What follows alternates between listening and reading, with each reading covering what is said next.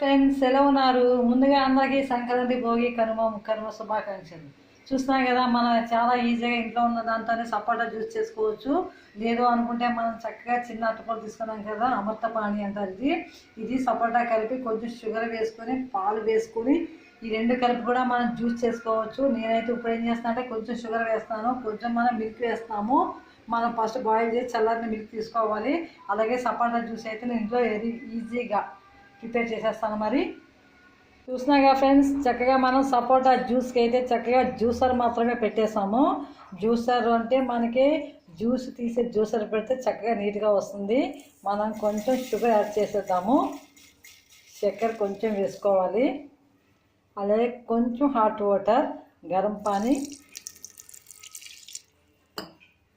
And 1 pinch of నమక్ వేసుకోవాలి. కొంచెం ఉప్పు వేయాలి.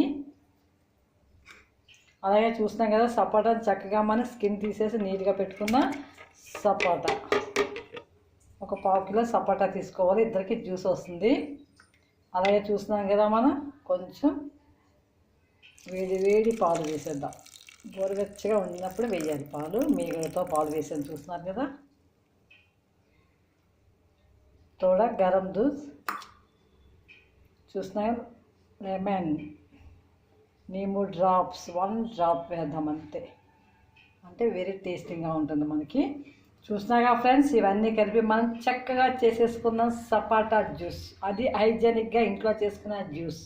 ఇప్పుడు నేను చేసిన 1/2 కిలో సపోటా తీసుకున్నాను, ఒక 1/2 గ్లాస్ మీగడ తీసుకున్నాను, షుగర్ తీసుకున్నాను, 1 pinch చూస్తున్నాం కదా. అలాగే 1 pinch ఆఫ్ సాల్ట్ వేసుకున్నాను. కాకపోతే షుగర్ నేను కొంచెం ఎక్కువ వేసుకున్నాను. లెమన్ డ్రాప్స్ ఒక 2 డ్రాప్స్. ఇప్పుడు మనం దీన్ని చక్కగా జ్యూసర్ మాత్రమే తీసుకోవాలి. ఇలా జ్యూసర్ తీసుకుంటే జ్యూస్ చక్కగా వస్తుంది, నీట్గా వస్తుంది మనం గ్రైండ్ చేసినప్పుడు. మరి ఇంకేం కావాల్సిన చేసేద్దామా.